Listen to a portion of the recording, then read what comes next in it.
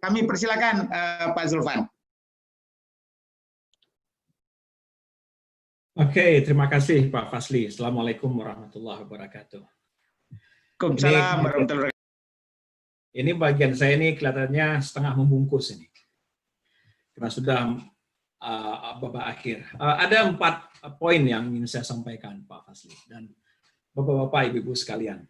Yang pertama adalah, kalau kita mau berbicara pendidikan, mungkin saya akan lebih fokus kepada pendidikan tinggi.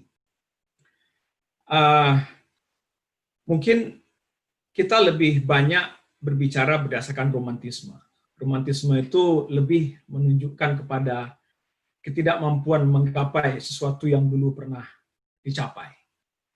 Jadi proses romantisme ini sebenarnya sudah berlangsung agak lama, tetapi kenyataan itu masih jauh daripada romantisme. Akhirnya kita hanya bisa mengingat-ingat masa lalu.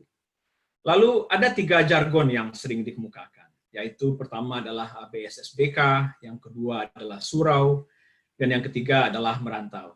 Tetapi sebenarnya ketiganya itu tidak memberikan jawaban yang pasti, karena ketiganya itu konsepnya sangat abstrak dan mungkin masih dipertanyakan apa yang dimaksud dengan ketiga makna itu, ketiga arti itu dalam konteks dunia kontemporer sekarang ini. Jadi poin pertama saya adalah kita harus bergerak dari cara atau alam romantisme kepada menghadapi realita.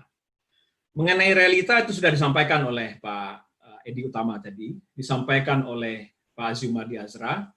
Kita di ranah Minangkabau cenderung tertutup sekarang, kehilangan cosmopolitanism, dan Pak Doni Oskaria juga sudah menyampaikan problem yang sangat kekinian di ranah Minang. Itu yang pertama yang ingin saya sampaikan kalau soal pendidikan. Yang kedua adalah pendidikan di Sumatera Barat, pendidikan tinggi atau pendidikan menengah, itu adalah bagian dari pendidikan nasional.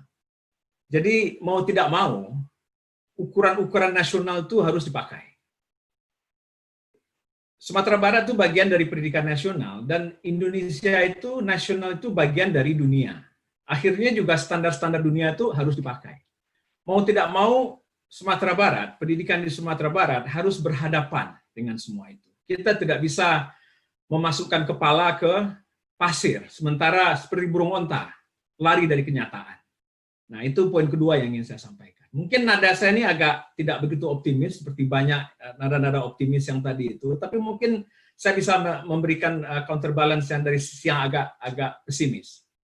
Kemudian yang ketiga adalah, kita itu terbuka, jadi pendidikan di Sumatera Barat itu akan diuji dengan bagaimana pendidikan itu diuji di tingkat nasional, dan bagaimana produk pendidikan itu diuji di tingkat internasional. Produk pendidikan itu ada 2. Yang pertama adalah keluaran pendidikan tinggi di Sumatera Barat, dan yang kedua adalah kualitas dan output dari akademisi-akademisi di Sumatera Barat. Nah, kembali, dunia pendidikan di Sumatera Barat itu harus berhadapan dengan standar-standar nasional dan juga norma-norma yang berlaku di dunia internasional, karena kita adalah bagian dari itu semua. Lalu yang keempat adalah, poin saya terakhir, mungkin saya masih ada waktu mungkin sekitar 1-2 menit lagi. 1,5 menit lagi, silakan. 1,5 menit. Satu hal yang menyatukan kita semua di ruangan ini adalah Keminangkabauan. Itu yang membuat kita ini duduk bersama sekarang, ada sekitar 469 orang sekarang di forum ini. Yang menyatukan kita adalah Minangkabau. Tetapi bagaimana Minangkabau kita pahami, mungkin itu sangat berbeda-beda. Pak Fasli dengan saya berjarak sekitar 20 tahun. Sekitar 15-16 tahun. Mungkin Minangkabau yang Pak Fasli ada di benak Pak Fasli itu berbeda dengan Minangkabau yang ada di benak saya, yang saya alami. Saya lahir di kampung, saya tahu kampung, saya ke Bogor merantau, saya merantau keluar dari Sumatera Barat, dan saya juga sempat merantau keluar dari Indonesia. Tapi kemudian bagaimana dengan generasi keponakan saya yang 20 tahun lebih muda dari saya, yang hidup besar di rantau, tidak mengenal kampung, dan bagaimana dengan generasi Minangkabau yang lahir di luar negeri? Nah, lalu bagaimana kita menyatukan atau mendialektikakan konsep Keminangkabauan dalam arti memupuk pendidikan tinggi itu?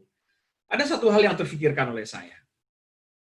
Mungkin ini sangat abstrak, tetapi saya terinspirasi oleh konsep liberal arts di Amerika. Ya, konsep liberal arts di Amerika, saya juga tidak begitu paham, tapi sepanjang yang saya dengar, ini suatu konsep yang mungkin Minangkabau itu lebih siap untuk mendiskusikannya. Mungkin kita bisa menginisiasi semacam Minangkabau Academy of Liberal Arts, di mana lintas generasi, lintas background, di mana keterbukaan itu, kejumutan itu, dan bisa diatasi, dan kosmopolitanisme itu bisa dibangkitkan kembali. Jadi Minangkabau Academy of Liberal Arts. Mungkin agak liberal bunyinya, tapi jangan diartikan liberal itu seperti yang ditakutkan oleh kebanyakan orang Minangkabau sekarang ini. Demikian Pak Basri, terima kasih. Baik, terima kasih Pak Zulfan.